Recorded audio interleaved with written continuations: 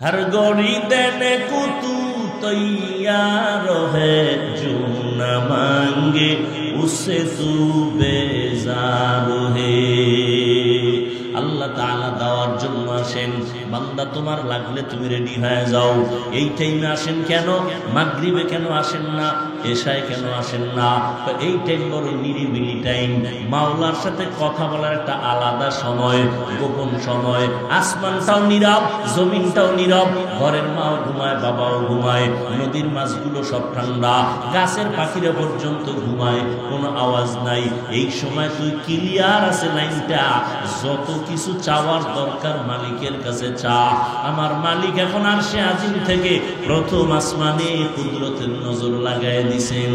বান্দা প্রতিদিন আসেন, তোমার কি প্রয়োজন চাও, আমি আল্লাহ দেওয়ার জন্য আছি। এই রকম আদর কইরা দিতে তোমার বাড়ির দরজায় কোনো এমপিও যায় না, কোনো পিসাবও যায় না। আমি মাওলা হাজির হয়ে গেছি, দেওয়ার জন্য কি লাগবে বল? সন্তান লাগবে বল, টাকা লাগবে বল, পয়সা লাগবে বল, সুস্থতা লাগবে বল, ছেলে লাগবে বল। আমার কাছে চাইতে দেরি হবে, আমি দিতে দেরি করবো না। তোর ছেলেটা মেজাজ গরম, বল আমার কাছে বল, আমি ঠান্ডা বানায় দিব। তোর ছেলেটা লেখাপড়া পারে না, বল আমি লেখাপড়া পারানোর মতো আমি জেহেন খুলে দিব, বল। আমার নবী যদি বলতে পারে তুই কে, নবী যদি বলতে পারে রব্বি জিদনি ইলমা, তুই বলতে পারো না কেন? তুই কি নবীর থেকে দামি? সাহাবায়ে কেরাম জান্নাতের টিকিট পাইলেন, আবু বকর জান্নাতের টিকিট হাতে, ওমরের জান্নাতের টিকিট হাতে, জান্নাতের টিকিট ওসমানের হাতে, হযরত আলীর হাতে। এক কথায় 10 জন সাহাবারা দুনিয়াতে জিন্দা অবস্থায় টিকিট পেয়ে গেছেন। পাওয়ার পরেও তাদের ইলম এত বেশি, আমল এত বেশি, তাকওয়া এত বেশি, এরপরও ভোর রাতে মাওলার সাথে হাজিরা দিতে তাদের কোনো দুর্বলতা ছিল না। জিহাদের ময়দানও সবার আগে, ওদিকে সংসার চালানোর ক্ষেত্রে সবার আগে 1 নম্বর পাস, সব কাজে, ব্যবসা চাকরি সব বেলায়, আবার গোপনে আমার মাওলার দরবারেও হাজির। সাহাবায়ে কেরামরা যদি আল্লাহর কাছে হাজিরা দিতে পারেন ভোর রাতে, ও বান্দা সারাদিন তুমি যত কাজ করছো প্রত্যেকটা কাজের একটা হাজিরা আছে না? কি আছে না? অফিসে কাজ করে একটা হাজিরা আছে না? ফিঙ্গার দিতে হয় না? তো মাওলার কাছে হাজিরা দিবেন না কেন? সারাদিন রাত্র যা করছে এর একটা দৈনিক হাজিরা দেবে। কোন সময়? ভোর রাত। আর ফাইনাল আর একটা হাজিরা আছে, ফাইনাল জুমার দিন মসজিদে গিয়ে হাজিরা দিবেন। এর থেকে আর একটা ফাইনাল হাজিরা হলো আমার মাওলার ঘরে যাইয়া বলবেন লাব্বাইক। অতি গভীর হয় রজনী যখন, নীরবে প্রভুর নাম জপিও তখন। প্রভুর করুণা যদি পাইবারে চাও, গভীর রাতে উঠে প্রভুর গুণগান গাও।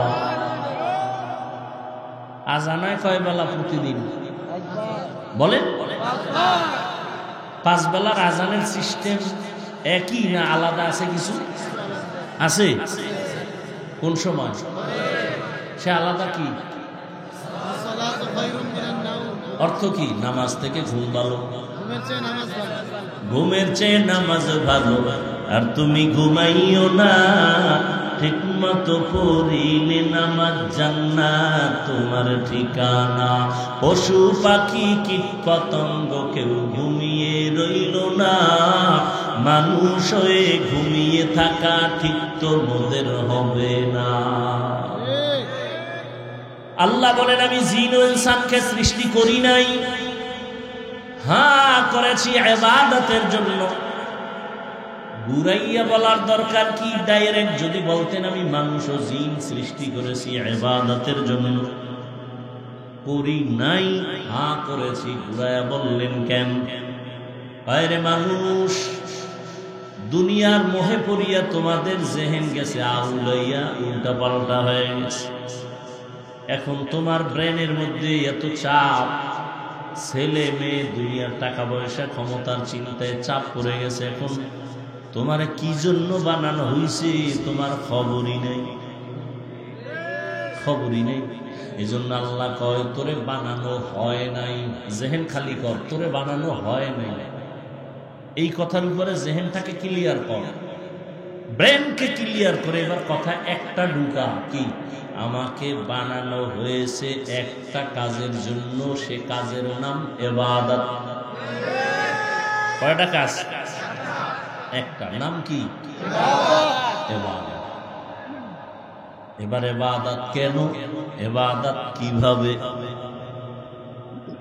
ইবাদত কেন করবে? একমাত্র আল্লাহর পরিচয় লাভের জন্য ইবাদত। আল্লাহর পরিচয় লাভ করার জন্য ইবাদত করতে হবে, কারণ তোমার আসল মালিককে তারে চিনতে হবে। চিনার পথ হলো ইবাদত। ইবাদত তার সীমানা কতটুকু? মসজিদ, মাদ্রাসা আর হুজুর ব্যান্ডেল, এটা হলো ইবাদতের সীমানা, এর বাইরে কোনো ইবাদত নাই। হ্যাঁ, সীমানা কত? বলে তোমার এই দেহটা রূহ সহ যেখানে যেখানে যাবে সেখানে সেখানে ইবাদত। তোমার এই দেহটা নিয়ে বাথরুমে যাবা, সেখানেও ইবাদত। এই দেহটা নিয়ে বিছানায় যাবা, সেখানে ইবাদত। এই দেহটা তুমি ব্যবসার কাজে লাগাবা, সেখানেও ইবাদত। এক কথায় দুনিয়াতে তুমি যা করবা, যা বলবা, সব হলো ইবাদত। শুধু জিকির করা, তাসবিহ করা, রোজা রাখা, নামাজ পড়া এডি না। ব্যবসা করা কি ইবাদত, চাকরি করা ইবাদত, ঘুমানো, হাসি দিবেন তাও ইবাদত, কান্না করবেন ইবাদত, কাউকে বন্ধু মনে করবেন ইবাদত, কাউকে দুশমন মনে করবেন তাও ইবাদত, বাথরুমে যাবেন তাও ইবাদত, বিবাহ শাদী করবেন ইবাদত, লেখাপড়া করবেন ইবাদত, জীবনে যা করবেন সব হবে ইবাদত। ইন্না আউওয়ালা বাইতিন মুযিআ লিন-নাসি লাল্লাযী বিবাক্কাতা মুবারাকান ওয়া হুদা, মুবারাকান ওয়া হুদাল লিল আলামিন।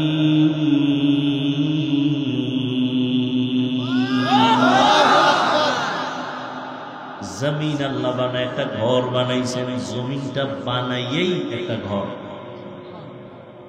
পৃথিবী নামক গ্রহের মধ্যে আল্লাহ প্রথম একটা ঘর বানাইলেন মক্কা নগরীর মধ্যে। ওই ঘরের নাম বাইতুল্লাহ। আর কিছু আল্লাহ বানান না, প্রথম একটা ঘর বানাইলেন হেদায়েতের ঘর, ইবাদতের ঘর। এই ঘরটার দাম কত? আল্লাহ এই ঘরের কসম খেয়ে বলেন, লাকাদ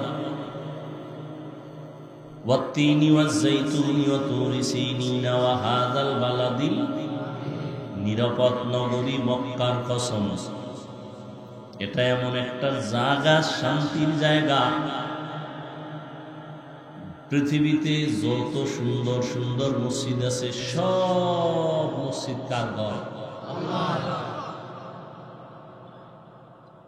কিন্তু বাইতুল মুকাররম ঢাকা জাতীয় মসজিদ, ওদিকে যদি কেউ তাকায় থাকে কোনো সওয়াব নাই। খুব খেয়াল করেন,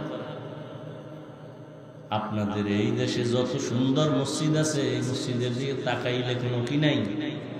সওয়াব নাই। কিন্তু বাইতুল্লাহ এমন একটা ঘর, যতক্ষণ শুধু চুপচাপ তাকায়া তাকায়া দেখবে, ততক্ষণ শুধু সওয়াব লেখা হবে।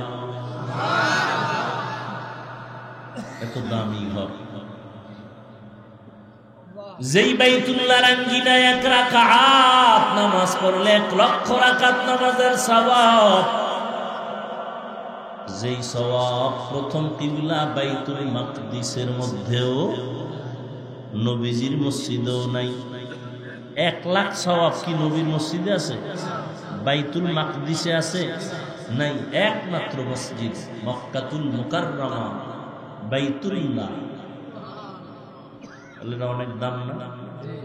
ওই এরিয়ার মধ্যে একবার সুবহানাল্লাহ বলবে 1,00,000 বার সুবহানাল্লাহ সওয়াব লেখা হবে।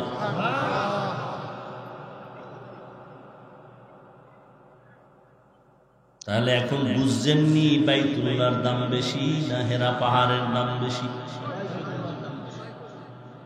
এবারও বুঝেন না আপনারা? কি বুঝেন নাই? এতক্ষণ বাইতুল্লাহর মর্যাদার বয়ান করার পরেও কি বুঝেন নাই হেরা পাহাড় দামি না বাইতুল্লাহ? এইবার কথা, মূল প্রশ্ন, বাইতুল্লাহ তো এত দামি যার কোনো তুলনা, সেই বাইতুল্লাহ ছেড়ে আমার রাসূল হেরা পাহাড়ে গিয়া সময় কাটালেন কেন? এগুলো প্রশ্ন। বুঝেন? এত দাম এই বাইতুল্লাহ, সেই বাইতুল্লাহ ছেড়ে রাসূল দীর্ঘ টাইম হেরা পাহাড়ের চূড়ায় উঠে সময় কাটালেন কেন? এই প্রশ্নের জবাব আমার দেশের মৌলভীরা যদি জানত, কোনদিন পীর আউলিয়ার খানেকার বিরুদ্ধে কথা বলতো না।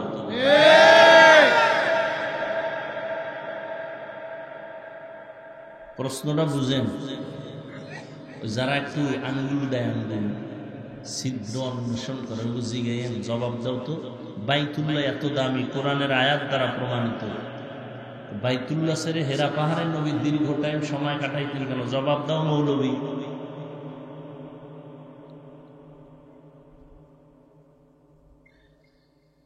হ্যাঁ,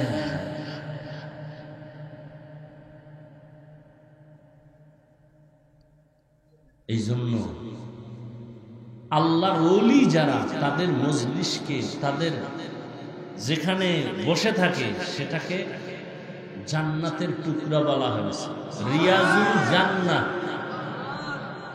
নবীজির হাদিস আছে, ও সাহাবায়ে কেরাম, তোমরা যখন হাঁটো কোনো জায়গা দিয়া, তখন জান্নাতি বাগান পাইলে বইও, আর বইয়া জান্নাতের ফল খাইও। সাহাবায়ে কেরাম বলছে, রিয়াজুল জান্নাহ কি? জান্নাতের বাগান কি? আল্লাহর যেখানে গুণগান করা হয়, জিকির করা হয়, ওই মজলিসগুলো আহলে হক উলামাদের মজলিস, এটি বেহেশতের বাগান। আর ওখানে বৈশা ফল খাইও। ফল কি? সুবহানাল্লাহ, আলহামদুলিল্লাহ, আল্লাহু আকবার, লা ইলাহা ইল্লাল্লাহ। তাহলে খাঁটি আল্লাহওয়ালা, ভণ্ড না। এগো খানকার মধ্যে বিড়ি টানে, গাঁজা খায়, হ্যাঁ, কি হয়? জবাব দেয় না। জিকির চলে, তেলাওয়াত চলে, তাহাজ্জুদ চলে, নামাজ চলে, নামাজের ট্রেডিং চলে, ঠিক নেই?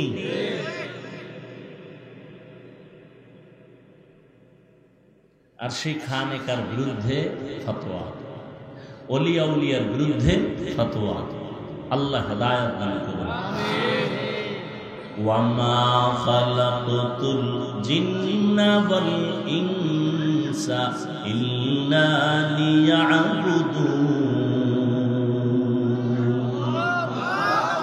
এত ডিস্টার্ব কেন? এদিকে একবার, এদিকে একবার, কি সমস্যা? কি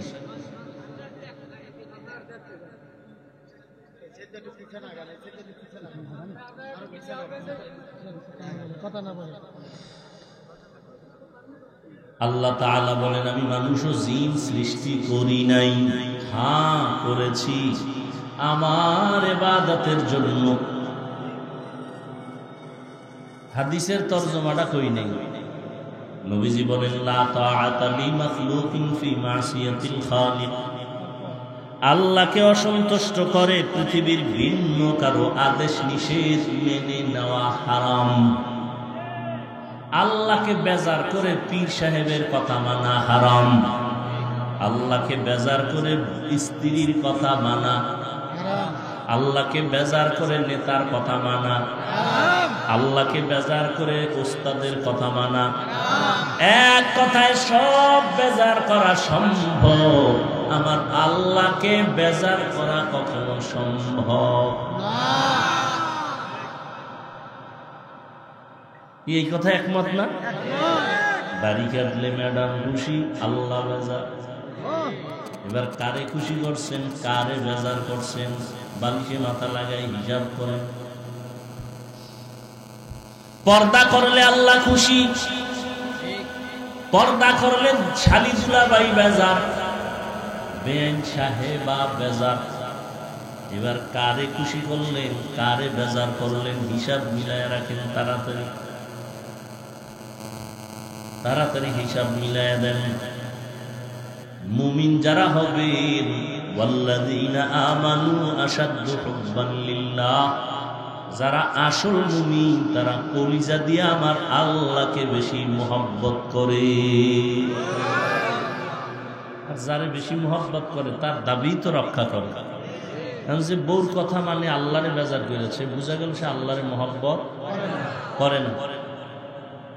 সোজা হিসাব, কাগজ কলমে হিসাব মিলাই নেবেন, আপনি জান্নাতি না জাহান্নামী, নগদ হিসাব মিলাই নেবেন। নগদ আপনি জান্নাতের পথে আছেন না জাহান্নামের পথে আছেন, নগদ হিসাব মিলাই নেবেন, কোনো বাকি হিসাবের দরকার নেই। আল্লাহ বলেন আমি জিন ও ইনসানকে সৃষ্টি করি নাই, হ্যাঁ করেছি ইবাদতের জন্য। ঘুরাইয়া বলার দরকার কি? ডাইরেক্ট যদি বলতেন আমি মানুষ ও জিন সৃষ্টি করেছি ইবাদতের জন্য, করি নাই, হ্যাঁ করেছি, ঘুরাইয়া বললেন কেন? আরে মানুষ, দুনিয়ার মোহে পড়িয়া তোমাদের জেহেন গেছে আউলাইয়া, উল্টা পাল্টা হয়ে গেছে। এখন তোমার ব্রেনের মধ্যে এত চাপ, ছেলে মেয়ে দুনিয়ার টাকা পয়সা ক্ষমতার চিন্তায় চাপ পড়ে গেছে। এখন তোমার কি জন্য বানানো হয়েছে তোমার খবরই নেই, খবরই নেই। এই জন্য আল্লাহ কয় তোরে বানানো হয় নাই, জেহেন খালি কর, তোরে বানানো হয় নাই। এই কথার উপরে জেহেনটাকে ক্লিয়ার কর, ব্রেনকে ক্লিয়ার করে। এবার কথা একটা ঢুকা কি? আমাকে বানানো হয়েছে একটা কাজের জন্য, সে কাজের নাম ইবাদত। কয়টা কাজ? একটা, নাম কি? ইবাদত। এবার ইবাদত কেন, ইবাদত কিভাবে, ইবাদত কেন করবে? একমাত্র আল্লাহর পরিচয় লাভের জন্য ইবাদত। আল্লাহর পরিচয় লাভ করার জন্য ইবাদত করতে হবে। কারণ তোমার আসল মালিককে তারে চিনতে হবে, চিনার পথ হলো ইবাদত।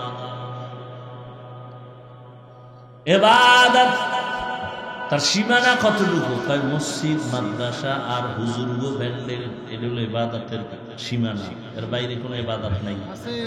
হ্যাঁ, সীমানা কত? বলে তোমার এই দেহটা রূহ সহ যেখানে যেখানে যাবে সেখানে সেখানে ইবাদত। তোমার এই দেহটা নিয়ে বাথরুমে যাবা, সেখানেও ইবাদত। এই দেহটা নিয়ে বিছানায় যাবা, সেখানে ইবাদত।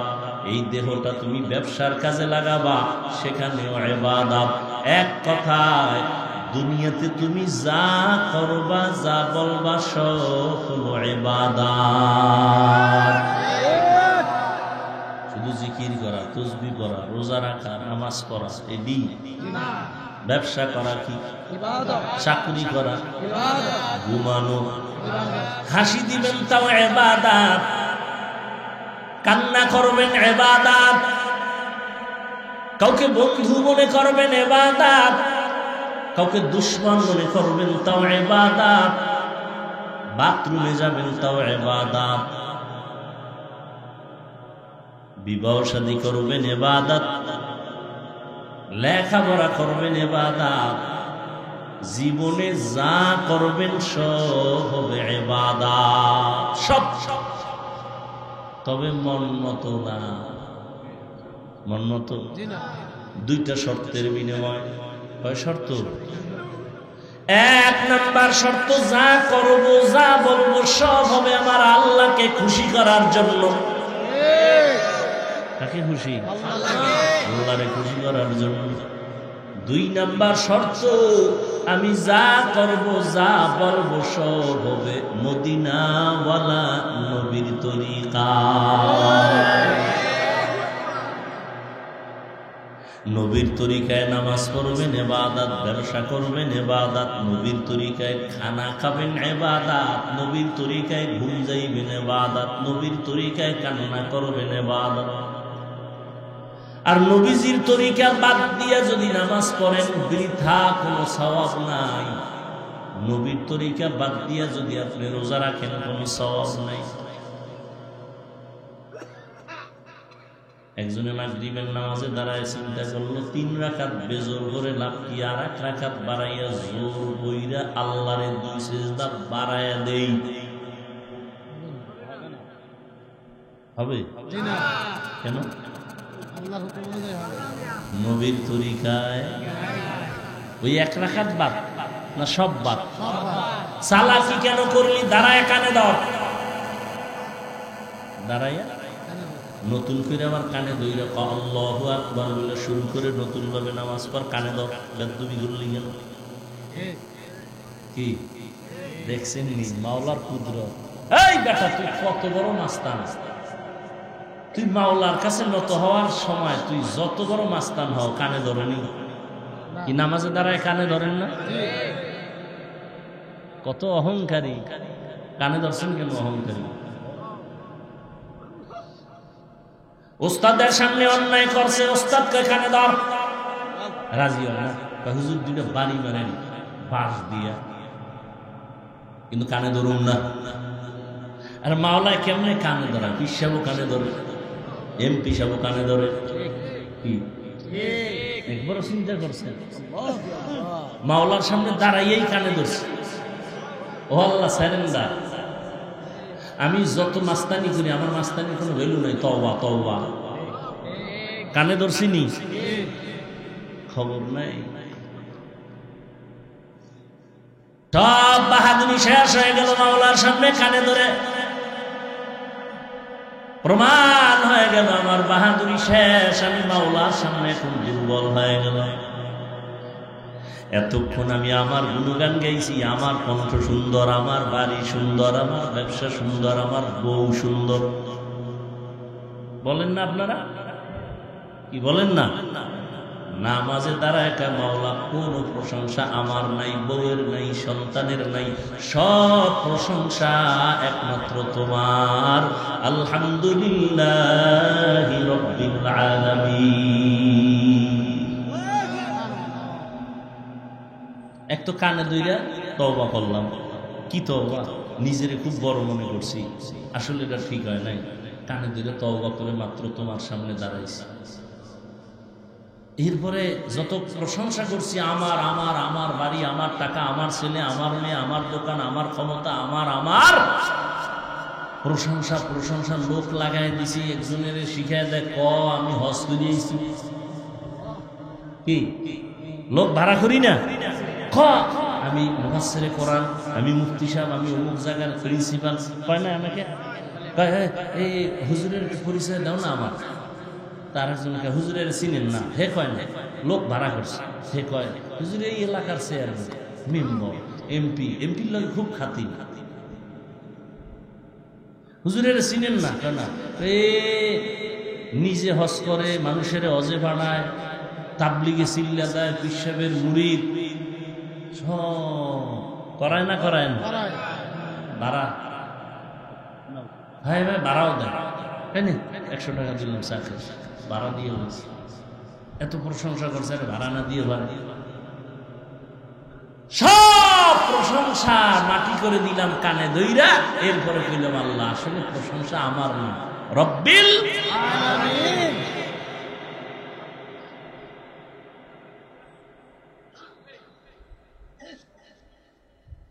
হায় হায়,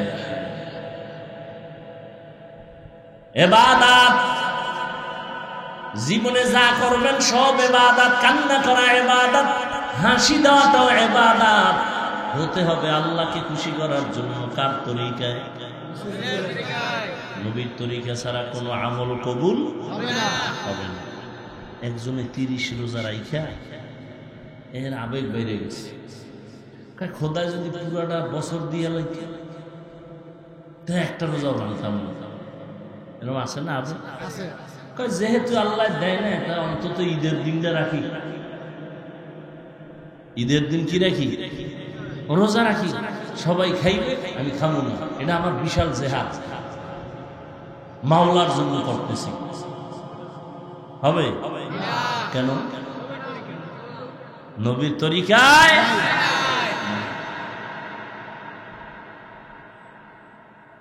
এজন্য ইবাদত হতে হবে নবীর তরিকায়। নবীর তরিকায় ব্যবসা করেন ইবাদত। নবীও ব্যবসা করেছেন, সাহাবায়ে কেরাম ব্যবসা করেছেন। নবীর তরিকায় খানা খাবেন ইবাদত, বাথরুমে যাবেন ইবাদত, যা করবেন সব আমার নবীর তরিকায় করবেন। নবীর তরিকায় ঘুমাবেন। কেমনে ঘুমাবেন? ঘুমের বিছানায় যাওয়ার আগে সুন্দর করে ওযু বানাবেন। বিছানায় যাইয়া ওযু অবস্থায় বসে বসে 100 বার দরুদ শরীফ পড়বেন, 100 বার ইস্তেগফার করবেন।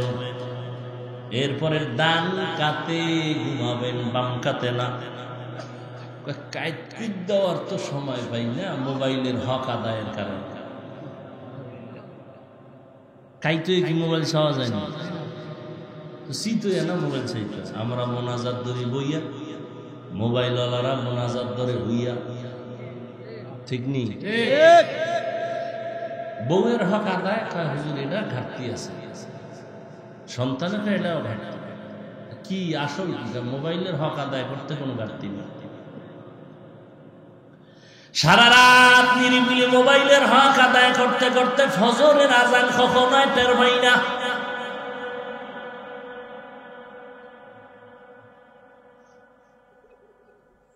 নবীর তরিকায় ঘুমাও, ডান কাতে ঘুমাও, দরুদ শরীফ পড়তে পড়তে ঘুমাও। নবীর তরিকায় তুমি যদি ঘুমাইতে পারো দরুদ পড়তে পড়তে, ইনশাআল্লাহ ঘুমের ঘরেই একদিন দেখবা মদিনাওয়ালার সাথে মোলাকাত হয়ে যাবে।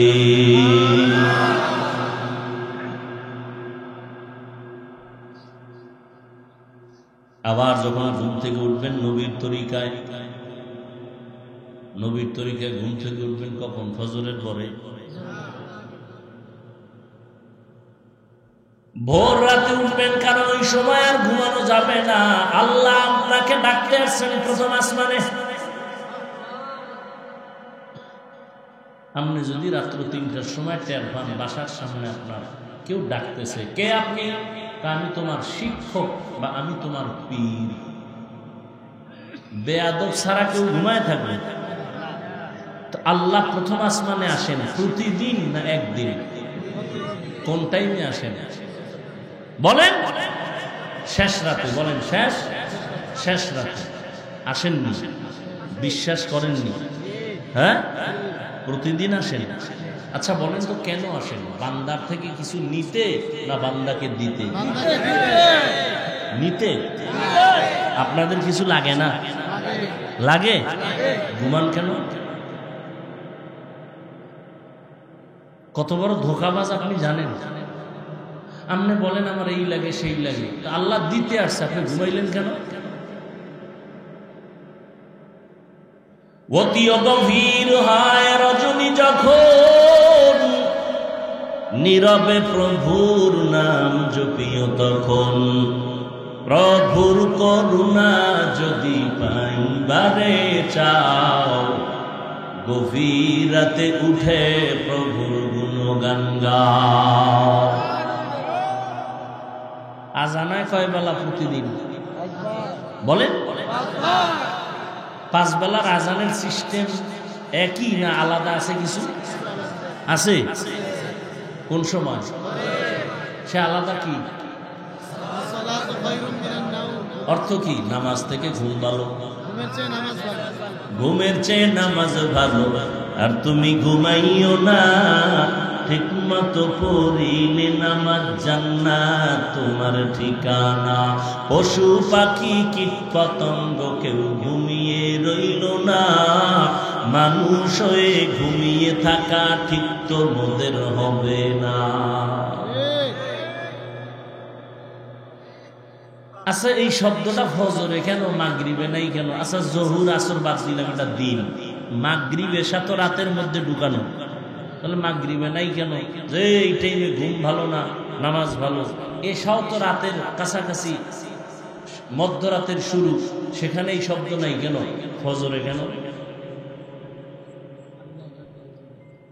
ফজরে কেন? ঘুমের থেকে নামাজ ভালো, এই কথা ফজরে কেন?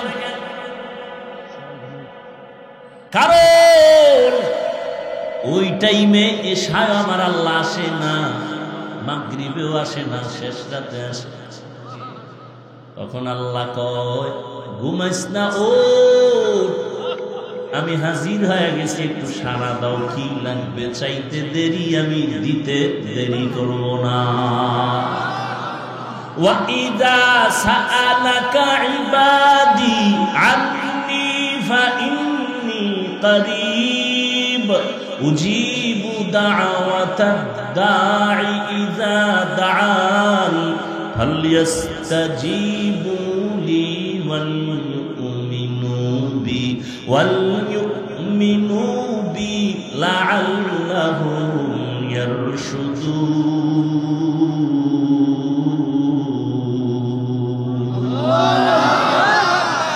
हर गोरी देने को तू तैयार है, जो न मांगे उससे तू बेजार है।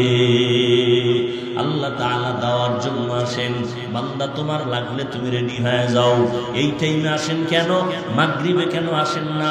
এশায় কেন আসেন না? এই টাইম বড় নিরিবিলি টাইম, মাওলার সাথে কথা বলার একটা আলাদা সময়, গোপন সময়। আসমানটাও নীরব, জমিনটাও নীরব, ঘরের মাও ঘুমায়, বাবাও ঘুমায়, নদীর মাছগুলো সব ঠান্ডা, গাছের পাখিরা পর্যন্ত ঘুমায়, কোনো আওয়াজ নাই। এই সময় তুই ক্লিয়ার আছে লাইনটা, যত কিছু চাওয়ার দরকার মালিকের কাছে চা। আমার মালিক এখন আরশে আজিম থেকে প্রথম আসমানে কুদরতের নজর লাগায় দিছেন। বান্দা প্রতিদিন আসেন, তোমার কি প্রয়োজন চাও, আমি আল্লাহ দেওয়ার জন্য আসি।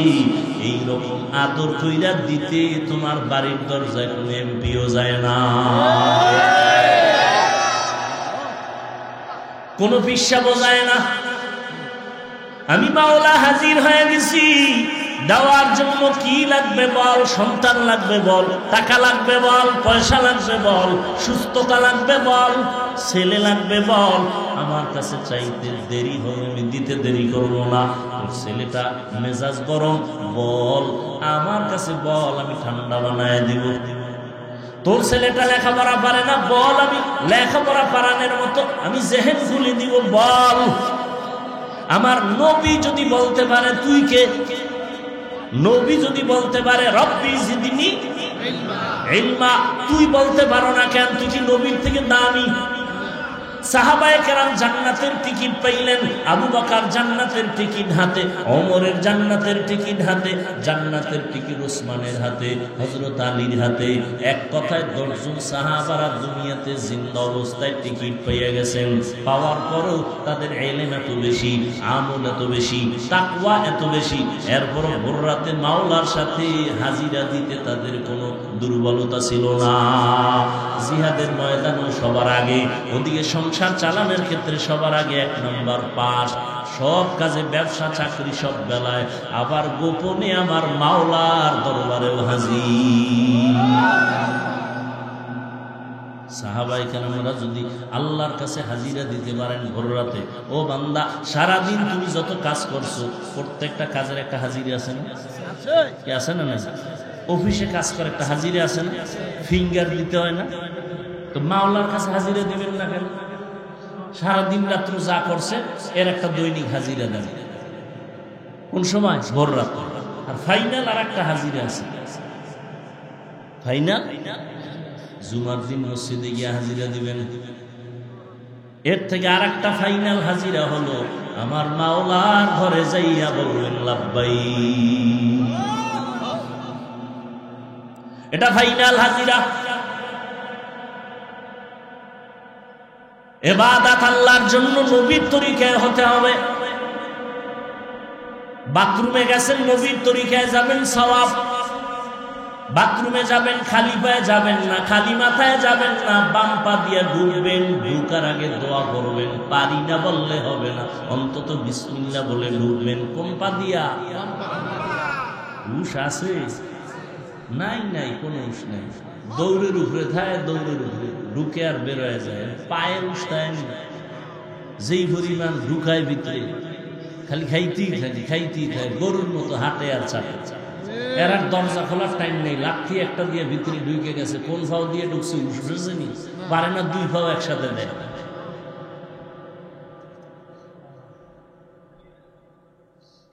আর এই দিতে যাইয়া অ্যাক্সিডেন্ট হয়, বাথরুমে খাইতে হয়ে গেছে, হাত ভাঙছে, পাও ভাঙছে, বুকের হাড় শেষ।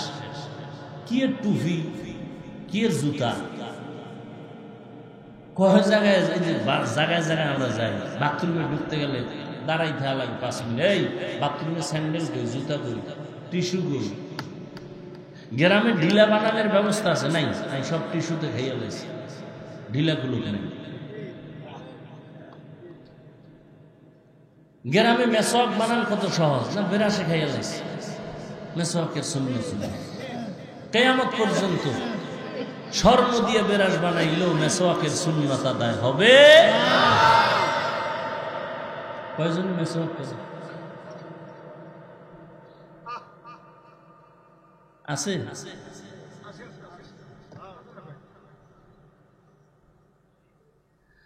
বাম পা দিয়া বাথরুমে যাবেন, দোয়া পরে ঢুকবেন।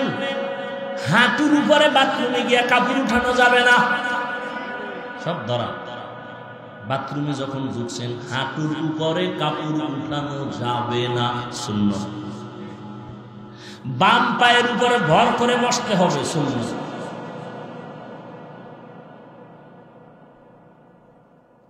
রাসূল সব শিখায় গেছে। খালি মাথায় যাবেন না, টুপি না হয় অন্য একটা কাপড় পরে যাবেন, খালি মাথায় যাবেন না। আবার যখন বের হবেন ডান পা দিয়ে বের হবেন, বের হইয়া দোয়া পড়বেন, না পারলে অন্তত এতটুকু বলবেন আলহামদুলিল্লাহ। কিন্তু একটা কাম করবেন, ওযু কইরা নিবেন, সাথে সাথে ওযু করে নিবেন। সব সময় যদি ওযুর সাথে থাকেন, আল্লাহর জাতের কসম, এটার অস্ত্রটা ওযু কত বড় দামি। পৃথিবীর সব জাদুঘরেরা জাদু করলেও, সব জিনের গোষ্ঠীও যদি তদবির করে, আপনার একটা পশম বাঁকা করতে পারবেন না যদি অল টাইম ওযুর সাথে থাকে।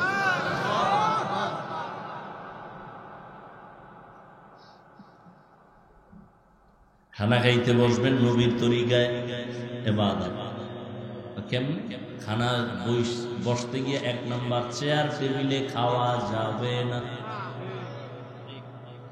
নবীর যুগে চেয়ার ছিল, টেবিল ছিল, কিন্তু নবী কখনো চেয়ার টেবিলে খানা খান নাই। কেউ পিসাবের বলি হাজি শাহ জিকিরের ভাওয়ার কত, হজের ভাওয়ার কত, সিল্লা লাগাইছেন ভাওয়ার কত। মাইয়া বলার বিয়ার সময় টের হইলেন কি হাজি সাহেব? 5 তলা বিল্ডিং কাঁপে কেন?